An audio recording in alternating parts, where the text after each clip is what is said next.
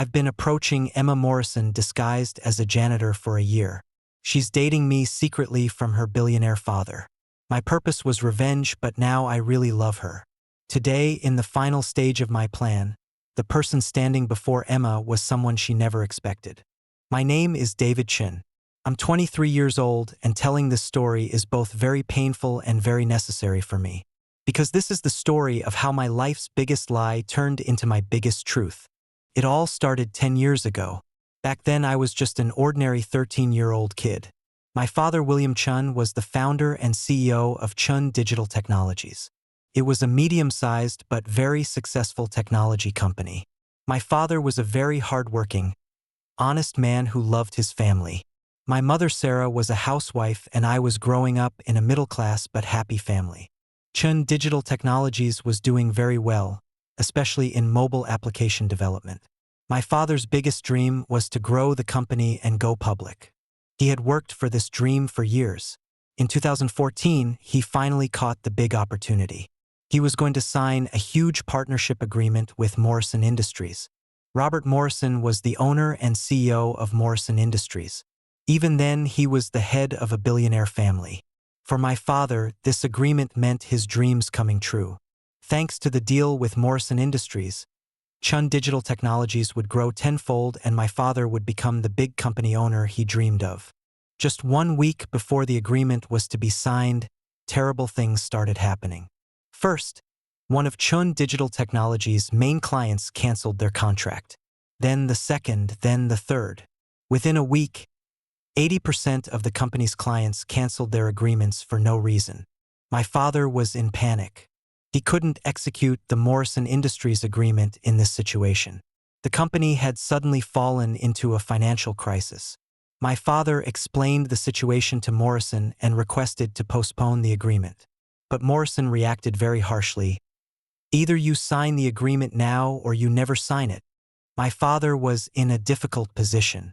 If he didn't sign the agreement, the company would go bankrupt, because he had made huge investments and taken loans for the Morrison agreement.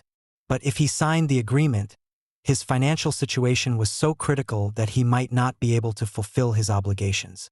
Finally, my father decided to sign the agreement. "Everything will be fine," he said.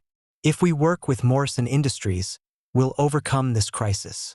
But a month after the agreement was signed, more terrible truths emerged. Chun Digital Technologies losing its clients wasn't a coincidence. Morrison Industries had secretly made better offers to my father's clients and stolen them. The evidence of this also emerged after the agreement was signed. Morrison had deliberately weakened my father, then made him sign an agreement on his own terms. In the secret clauses of the agreement, it was written that all of Chun Digital Technologies' technology and patent rights would pass to Morrison Industries. My father hadn't noticed these when signing the agreement because he was under the stress of the financial crisis. Within a year, Chun Digital Technologies completely passed to Morrison Industries. My father found himself having lost both his company and his life savings. Morrison hadn't just stolen my father's company, but his life's work. My father couldn't bear this situation. He fell into depression. He fought legally for months, but Morrison's lawyers were too powerful. My father had collapsed both financially and psychologically. My mother tried to support him, but my father got worse with each passing day. On a winter night in 2016, my father committed suicide. I was 16 years old that night. I was studying at home. When my mother came back from shopping, she found my father in the garage. In his suicide note, he wrote how much he hated Morrison and how he had lost everything because of him. That night, my life completely changed. I was no longer an ordinary child. I had great anger and desire for revenge inside me. Morrison had killed my father. Maybe not directly, but his manipulations and betrayals had driven my father to suicide. The following years were very difficult. My mother and I experienced great hardships. After my father's death, our financial situation became very bad. My mother started working part-time jobs, and I tried to support the family by doing part-time work in high school. But there was something Morrison didn't know. Before my father died, he had transferred some patent rights to my name. Those patents were very valuable in the mobile application development field. My father had perhaps foreseen such a day. When I turned 18, I made big money by selling these patents. Then, when I started university, I founded a new company called Chun Digital Solutions. Some of my father's former employees joined me. Within 3 years, the company became very successful and became a technology company worth millions of dollars. But my success didn't make me happy. The desire for revenge inside me never ended. Morrison had to pay the price. But how? He was very powerful, very rich. I couldn't harm him directly until I discovered Emma Morrison. Emma was Robert Morrison's 20-year-old daughter. She was studying at Stanford University. When I started following her on social media, I realized she was very innocent and kind-hearted, unaware of what her father had done. She was living like an ordinary university student. That's when my plan formed. I would approach Emma, get close to her, and find a way to reach her father. Maybe through Emma I could learn about Morrison's business and find a way to destroy him. In September 2023, I applied to Stanford as a janitor. I left Chun Digital Solutions to my partner Jason and started my secret operation. In my application, I used a fake identity, David Williams. I drew the profile of an ordinary, poor young man who needed to work. I was very happy when I got hired. Now I was close to Emma. For the first few weeks, I observed her from afar. She really was very innocent.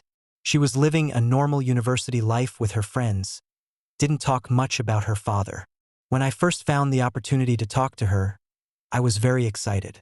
But I thought the reason for my excitement was the start of my revenge plan, not Emma's beauty. I realized how wrong I was later. That day Emma was leaving the library. She had very heavy books in her hands and one of the books fell. I immediately helped and picked up the book. "Thank you," she said with a smile. Her voice was very sweet. "You're welcome. It looks very heavy. Shall I help?" I said. "You're very kind, but I can manage," she said. "I'm David. I work as a janitor here," I said, introducing myself. "I'm Emma. Nice to meet you, David." Our first conversation was very short, but the first step of my plan had been taken. In the following days, I tried to be around her intentionally. In the library, cafeteria, garden, I accidentally encountered her everywhere. Emma was initially distant. After all, I was just an ordinary janitor and she was the daughter of a rich family. But gradually a closeness began to form between us. Because I was really showing her kindness and interest. I wasn't behaving like other rich kids. A month later, Emma offered me coffee. "David, you look very tired. Shall we go to the campus cafe and have coffee?" she had said. That coffee date was very important, because it showed that Emma was interested in me. My plan was working, but there was something I didn't realize at that time. I was also starting to feel real interest towards Emma.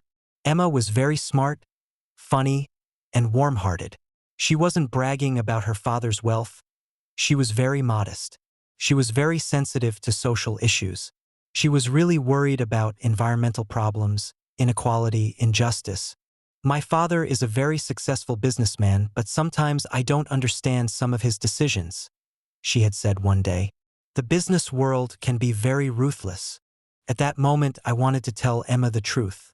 I wanted to tell her how ruthless her father was, how he destroyed my family, but I couldn't ruin my plan.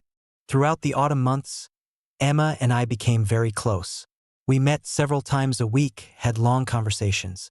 Emma was hiding me from her family and friends. She was worried about class difference. "David, I really love you, but our situation is very complicated," she had said one day. "My family would be very angry if they found out. Status is very important to them." "I understand, Emma. You don't have to force it," I had said. But inside I was thinking, if only you knew who your father really is. When winter came, Emma and I were having a real relationship. We were now kissing, feeling love. Emma was very innocent and it was obvious she really loved me. At that time, I was experiencing very mixed emotions. On one hand, my plan was going perfectly. I had gotten very close to Emma, gained her trust. Through her, I could reach Morrison, take my revenge. But on the other hand, I was starting to feel real emotions towards Emma. It was very difficult for me to admit this to myself, because Emma was the daughter of the man who killed my father. Falling in love with her was a great betrayal, but I couldn't control it. Emma's laughter, intelligence, heart, everything about her attracted me. In January, Emma went on vacation with her family. We couldn't see each other for 2 weeks. During that period, I realized how much I missed Emma's absence. I wasn't just missing her, I wanted her happiness too. When Emma returned from vacation, she had said this to me: "David, I missed you so much. I thought about you constantly during the vacation. I think I'm in love with you." At that moment, my heart stopped. Emma was telling me she was in love with me, but I was deceiving her. A great feeling of guilt formed inside me, but still I couldn't give up my plan. In February, I started learning more about Emma's father. I looked for opportunities to access Emma's phone, computer, personal belongings. I was trying to gather information about Morrison Industries. One day I saw emails with her father on Emma's laptop. Most were routine family conversations, but one email caught my attention. Morrison was telling Emma about a new acquisition project. They had plans to buy small technology companies. At that moment, I realized Morrison was still playing the same games. He was weakening small companies and then buying them cheaply. He was doing to other companies the same thing he did to my father. This discovery made me very angry. My desire to take revenge on Morrison became even stronger. But at the same time, my love for Emma was also growing. There was a terrible war inside me. In March, Emma invited me to her family's house. "My father will be home this weekend. Maybe you can meet him," she had said. This was exactly the opportunity one wanted. To see Morrison face to face, to talk to him, but at the same time I was very scared. Going to Emma's family with my fake identity was a big risk. That weekend I went to the Morrison mansion. The house was incredibly big and luxurious. Morrison was using to the fullest the wealth he bought with my father's money. I was filled with anger. When I first saw Robert Morrison, the pain from 10 years ago came alive. The man who drove my father to suicide was in front of me. I controlled myself with great difficulty. "You must be David," Morrison said. "Emma mentioned you. I heard you're a janitor." There was contempt in his voice. He saw me as insignificant, worthless, just like he saw my father. "Yes, sir, I work at Stanford," I said humbly. "Very good. Working is a good thing," he said. But from his tone it was clear he didn't take me seriously at all. That evening, while having dinner with the Morrison family, I experienced very strange emotions. On one hand, I felt how close my revenge plan was. On the other hand, watching Emma's happy face, I thought about what I could do not to harm her. After dinner, Morrison called me to talk privately. "David, let's speak openly," he said. "You might be a good kid, but you're not at my daughter's level. Emma grew up in a very rich family. Her future is very bright. You, on the other hand, are just an ordinary janitor." "I understand, sir," I said. "Emma is young and romantic. Sometimes she can make wrong decisions. But as her father, I have to think about her good.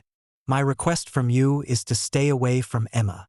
At that moment, my father's face came before my eyes. Morrison was trying to control someone's life again. He was trying to crush someone he thought was powerless again. "Sir, I love Emma," I said. "Love isn't enough, David. Real life is very harsh. You're not worthy of Emma." As I left the house, I was very angry and confused. I couldn't stand Morrison's arrogance, but I didn't want to lose Emma either. In April, I had reached the final stage of my plan. I had gathered enough information about Morrison Industries' financial situation. Now I could corner him. Using the power of Chun Digital Solutions, I could harm Morrison. But there was a problem: Emma. I really loved her and didn't want to harm her. If I attacked her father, Emma would be harmed too. The war inside me had become unbearable. Should I take my father's revenge or should I protect Emma? Could I do both? I thought a lot that week. Finally, I made a decision. I would tell Emma the truth.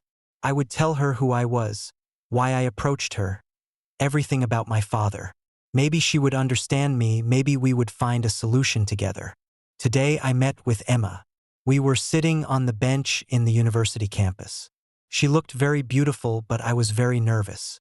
Emma, I need to tell you something very important, I said. What happened, David? You look very serious. I'm not who you think I am. Emma's face changed. What do you mean? My real name is David Chun. I'm not a janitor. I'm the owner of Chun Digital Solutions Company. Emma was shocked.